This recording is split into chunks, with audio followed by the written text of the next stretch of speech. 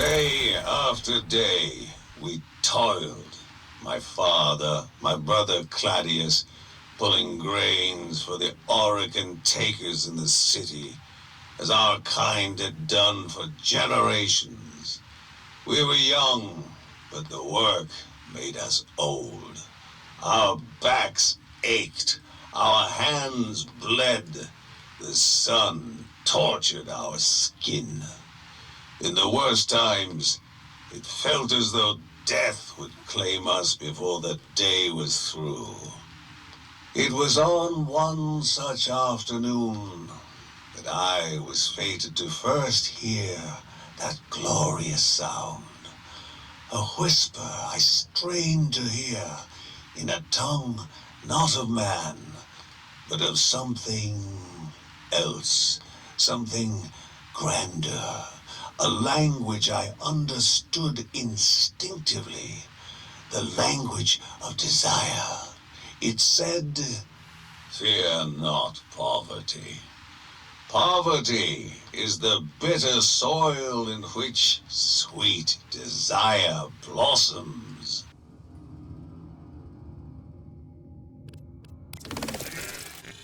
The more we toiled, the more impatient I grew. A fire raged inside me. I wanted more. I deserved more. But how? The whisper washed over me, louder now than before. Fortune despises the idle man. Stasis is death. Always move forward. And so, with only the whisper to guide me, I straightened my back, wiped the dirt from my hands, and left.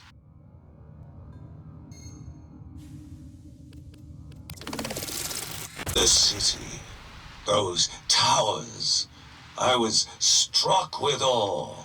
What glorious totems of greed these Orican had built. Built on our backs. Their wealth was my wealth. I was starved, while our masters were fat and full and warm. They flaunted their wealth, left it sitting there for the taking. Priceless gemstones decorating the tower gates. I was afraid. But the whisper gave me courage. Be envious, covet, then take what you desire. So that is what I did.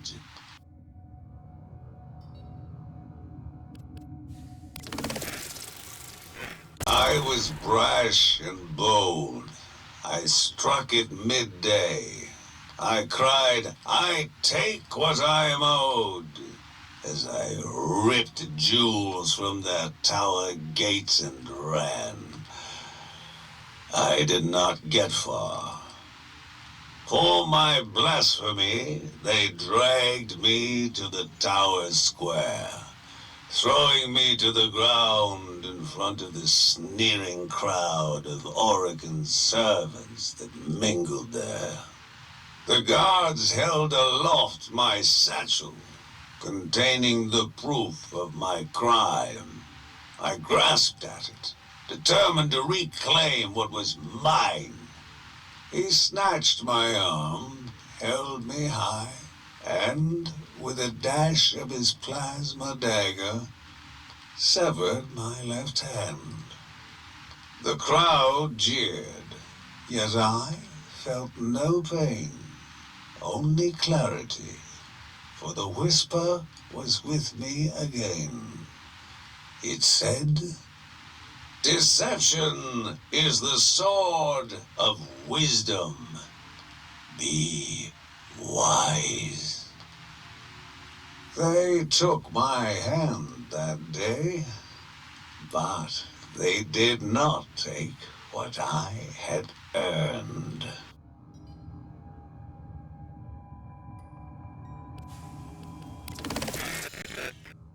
I crawled back to the fields, where I collapsed before my father and my brother. I was so near death, they read my Novarites. My brother Claudius bemoaned me as a fool. How could I have abandoned them? Guilt washed over me. I asked the Whisper, was he right?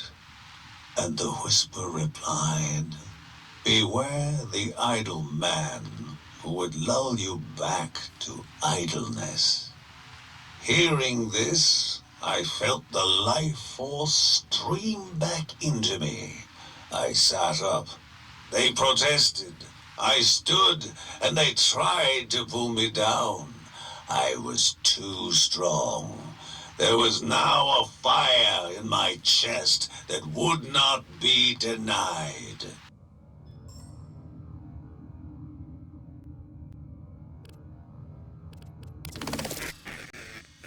Moving swiftly from sickbed to field, I fell to my knees beneath that relentless sun, my chest afire as it moved to my throat, robbing me of breath. Certain death had finally found me.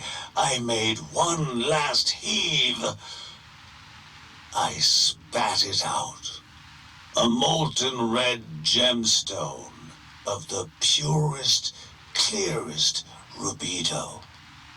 Swallowing that stone would have killed a man of weaker will, but not a man sustained by the power of desire. It was worth more than my family had made in 10 generations. It would fetch enough to feed us all for a lifetime. As I stared into its brilliant facets, a familiar voice rushed through me. Contentment is idleness. Desire inspires action. Nurture all desires. And so, with my brother and father pleading for my return, I once again left for the city.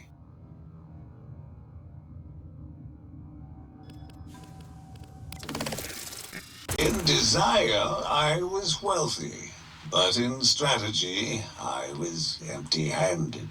I listened for the whisper. It said, money begets money. With my jewel as collateral, I secured a loan, and with that sum, I gave my own loans to poor men like me who desired more. With each loan, I dispensed truths I had learned from the Whisper. Those men went out into the world and they too made loans, and their money too begat money. Word spread fast. Men flocked to hear me.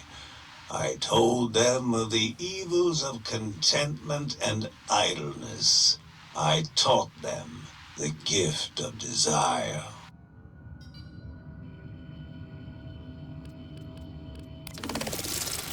In time, my money multiplied into multitudes. With this wealth, I made my body whole again. Then news came. Father had collapsed in the field. I rushed back to my family's humble farm to be by his side, but his death was sudden. Claudius mourned, but I was committed to ending the brutal labor my family and people had endured for generations. The Whisper approved. It said, charity is power. More charity is more power.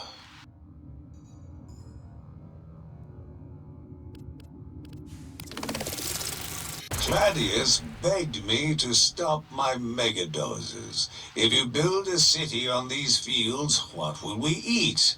To which I replied, just as I consumed the gemstone that fed my fortune, our people will eat the wealth I have bestowed upon them.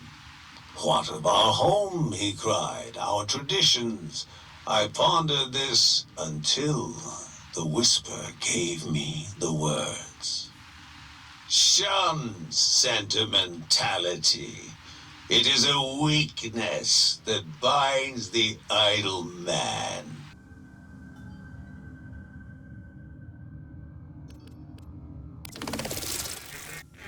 I believe my father would have smiled with pride as I smashed our family home into the dirt. It saddens me that father did not live to see the glory of Corposium, the city I erected upon our meager land. Men of desire will always be outnumbered by idle men, men of fear. But small men can never hold back men of strength and desire. Fulfill desire, and others will follow.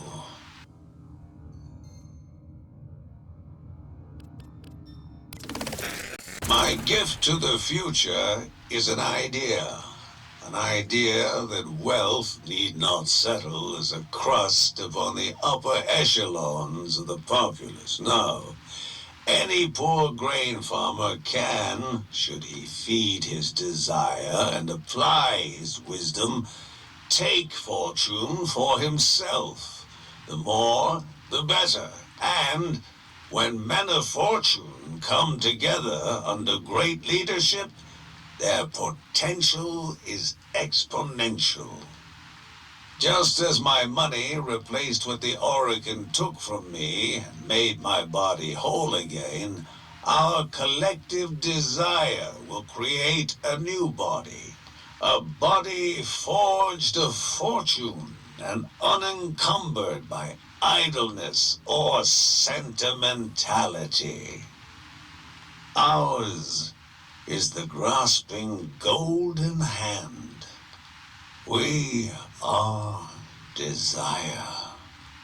We are Corpus.